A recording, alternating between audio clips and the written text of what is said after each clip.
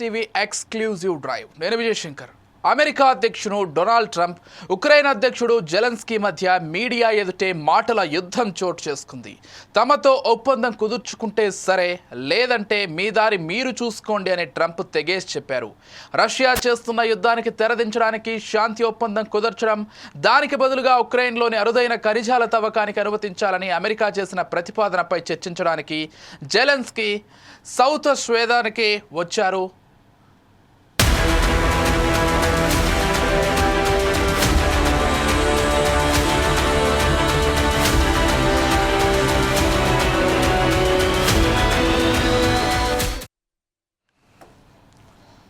భవిష్యత్తులో తమపై రష్యా ఏదైనా దురాక్రమణకు పాల్పడితే రక్షణ కల్పించాలని ఆయన ఒత్తిడి చేశారు. ట్రంప్ ఉపాధ్యక్షుడు జేడీ వాన్సన్లకు ఇది ఆగ్రహం తెప్పించింది.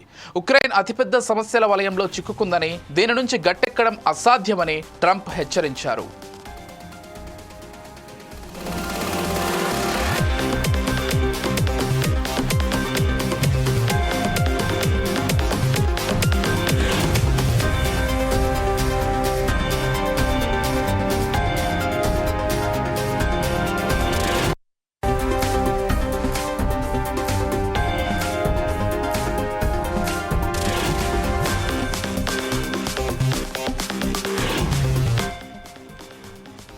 దీనికి జెలెన్స్కీ కూడా అంతే స్థాయిలో బదిలిచ్చారు. తమ దేశంలో తామే ఉంటున్నామని చెప్పారు. దృఢ సంకల్పంతో ఉన్నామని తెలిపారు. ఎవరికీ తలవంచే ప్రసక్తే లేదని అన్నారు. అయినా తమకు అమెరికా మద్దతు ఉన్నందుకు కృతజ్ఞతలని చెప్పారు. ఈ క్రమంలోనే ఇరువురు నేతల మధ్య వాగ్వాదం చోటు చేసుకుంది. ఉక్రెయిన్ రష్యా మధ్య శాంతి ఒప్పందం కుదిర్చేందుకు ప్రయత్నిస్తున్న తరుణంలో జెలెన్స్కీ వ్యవహార శైలి సరికాదని, చాలా విషయాలను ఇది క్లిష్టతరం చేస్తుందని ట్రంప్ ఆగ్రహం వ్యక్తం చేశారు.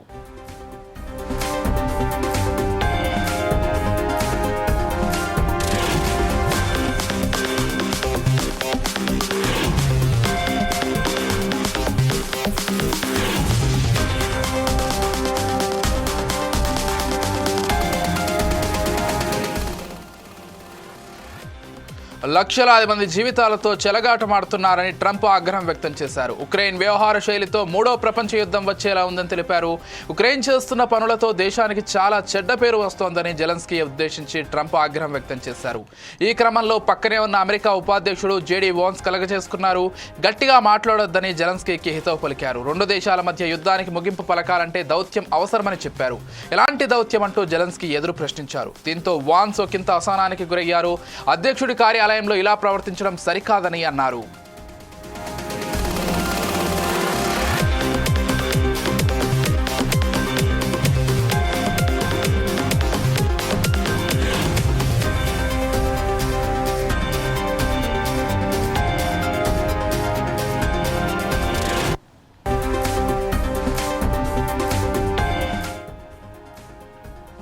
వెంటనే వాన్స్కు మద్దతుగా ట్రంప్ మాటలు అందుకున్నారు. ఉక్రెయిన్కు $350 బిలియన్ ఆర్థిక సాయం చేశామని, ఆయుధాలు సమకూర్చామని తెలిపారు. ఊహించని స్థాయిలో మద్దతుగా నిలిచామన్నారు.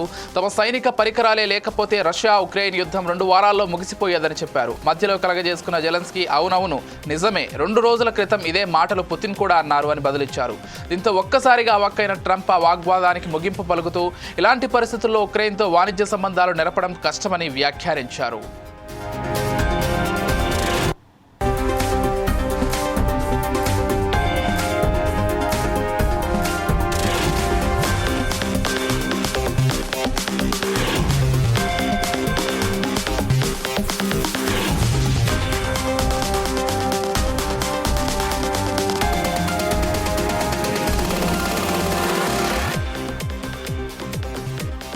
అయితే అక్కడ పరిస్థితిని అదుపులోకి తీసుకొచ్చేందుకు జేడీ వాన్స్ అడుగు ముందుకేశారు. భిన్న అభిప్రాయాలు ఉండడం సహజమే, కానీ వాటిపై న్యాయ పోరాటం చేయాలని సూచించారు.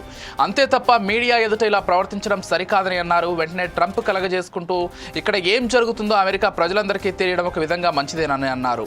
అందుకే విషయాన్ని ఇంతవరకు బయటకు చెప్పలేదని తెలిపారు. నిజమేంటో ఇప్పుడు ప్రజలందరికీ అర్థమవుతుందని చెప్పారు. తాము చేసిన సాయానికి కృతజ్ఞులుగా ఉండాలని అన్నారు. అంతే తప్ప ఇలా ప్రవర్తించడం సరికాదని వాన్స్ అన్నారు.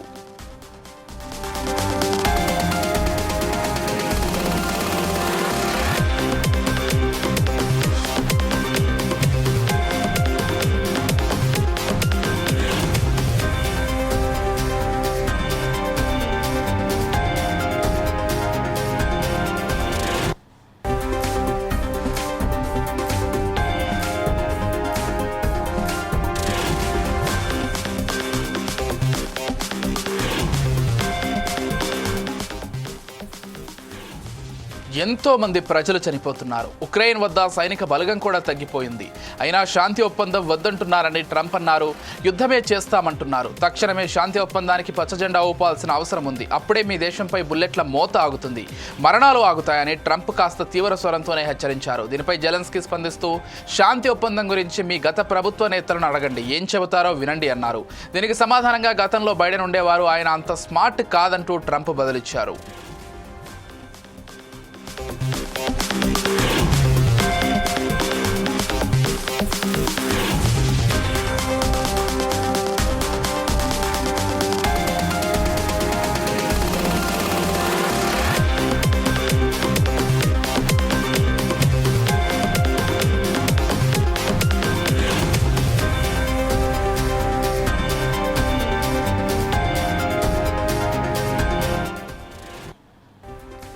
ఈ నేపథ్యంలో జెలెన్స్కీ అమెరికాతో ఖనిజాల ఒప్పందంపై సంతకం చేయకుండానే అక్కడి నుంచి వెనుదిరిగారు.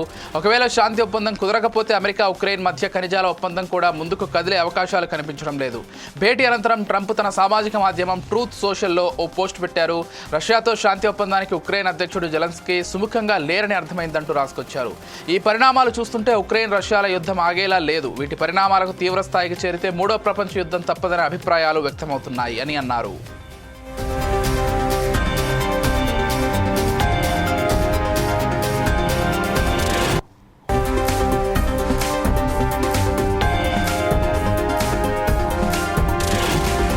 వెంటనే వార్మ్స్కు మద్దతుగా ట్రంప్ మాటలందుకున్నారు. ఉక్రెయిన్కు $350 బిలియన్ ఆర్థిక సాయం చేశామని, ఆయుధాలు సమకూర్చామని తెలిపారు. ఊహించని స్థాయిలో మద్దతుగా నిలిచామన్నారు. తమ సైనిక పరికరాలు లేకపోతే రష్యా ఉక్రెయిన్ యుద్ధం 2 వారాల్లో ముగిసిపోయేదని చెప్పారు. మధ్యలో కలగజేసుకున్న జెలెన్స్కీ అవునవును నిజమే, 2 రోజుల క్రిందటే ఇదే మాటలు పుతిన్ కూడా అన్నారని బదులిచ్చారు. దీంతో ఒక్కసారిగా అవాక్కైన ట్రంప్ ఆ వాగ్వాదానికి ముగింపు పలుకుతూ ఇలాంటి పరిస్థితుల్లో ఉక్రెయిన్తో వాణిజ్య సంబంధాలు నెరపడం కష్టమని వ్యాఖ్యానించారు.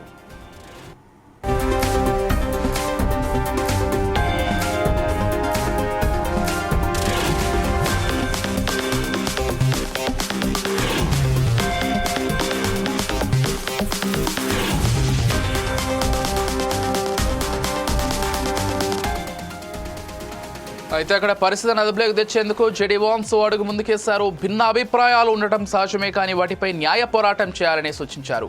అంతే తప్ప మీడియా ఎదుట ఇలా ప్రవర్తించడం సరికాదని అన్నారు. వెంటనే ట్రంప్ కలగజేసుకుంటూ అక్కడ ఏం జరుగుతుందో అమెరికా ప్రజలందరికీ తెలియడం ఒక విధంగా మంచిదేనని అన్నారు. అందుకే విషయాన్ని ఇంతవరకు బయటకు చెప్పలేదని తెలిపారు.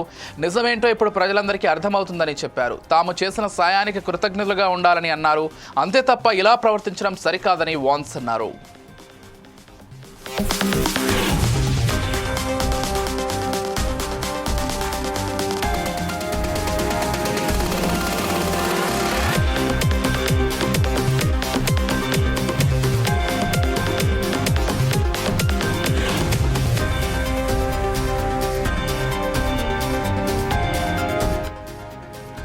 ఎంతో మంది ప్రజలు చనిపోతున్నారు. ఉక్రెయిన్ వద్ద సైనిక బలగం కూడా తగ్గిపోతుంది. అయినా శాంతి ఒప్పందం వద్దంటున్నారని ట్రంప్ అన్నారు.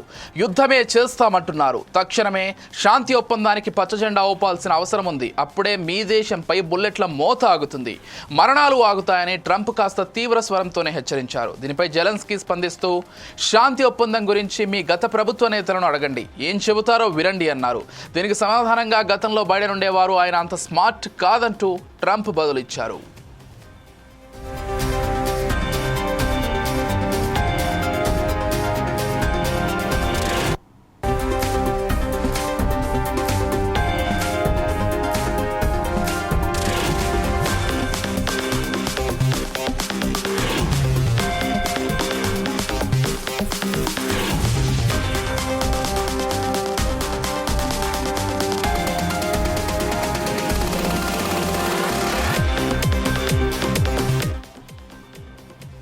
ఈ నేపథ్యంలో జెలెన్స్కీ అమెరికాతో ఖనిజాల ఒప్పందంపై సంతకం చేయకుండానే అక్కడి నుంచి వెనుదిరిగారు. ఒకవేళ శాంతి ఒప్పందం కుదరకపోతే అమెరికా ఉక్రెయిన్ మధ్య ఖనిజాల ఒప్పందం కూడా ముందుకు కదిలే అవకాశాలు కనిపించడం లేదు. భేటీ అనంతరం ట్రంప్ తన సామాజిక మాధ్యమం ట్రూత్ సోషల్లో ఓ పోస్ట్ పెట్టారు. రష్యాతో శాంతి ఒప్పందానికి ఉక్రెయిన్ అధ్యక్షుడు జెలెన్స్కీ సుముఖంగా లేరని అర్థమైందంటూ రాసుకొచ్చారు. ఈ పరిణామాలు చూస్తుంటే ఉక్రెయిన్ రష్యాల యుద్ధం ఆగేలా లేదు. వీటి పరిణామాలకు తీవ్ర స్థాయికి చేరితే మూడో ప్రపంచ యుద్ధం తప్పదనే అభిప్రాయాలు వ్యక్తమవుతున్నాయి.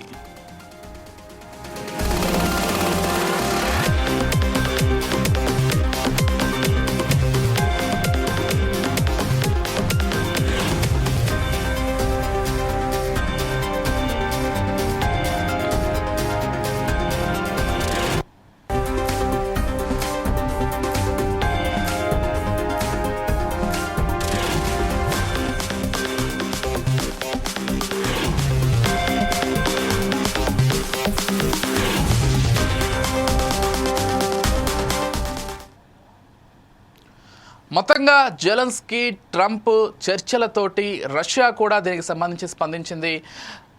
ఏదైతే గతంలో బైడెన్ చేసిన విధంగా పొరపాట్లు చేయకుండా ట్రంప్ సరైన నిర్ణయం తీసుకున్నారంటూ రష్యా కూడా పేర్కొంది. మొత్తానికి ఉక్రెయిన్ రష్యా యుద్ధం ఇప్పట్లో ఆగేలా అయితే కనిపించట్లేదు. మరి అమెరికా ఉక్రెయిన్ పట్ల ఎటువంటి నిర్ణయాలు తీసుకుంటుందో వేచి చూడాల్సిందే. ఇది ఇవాల్టి exclusive drive. Keep watching Foresights TV.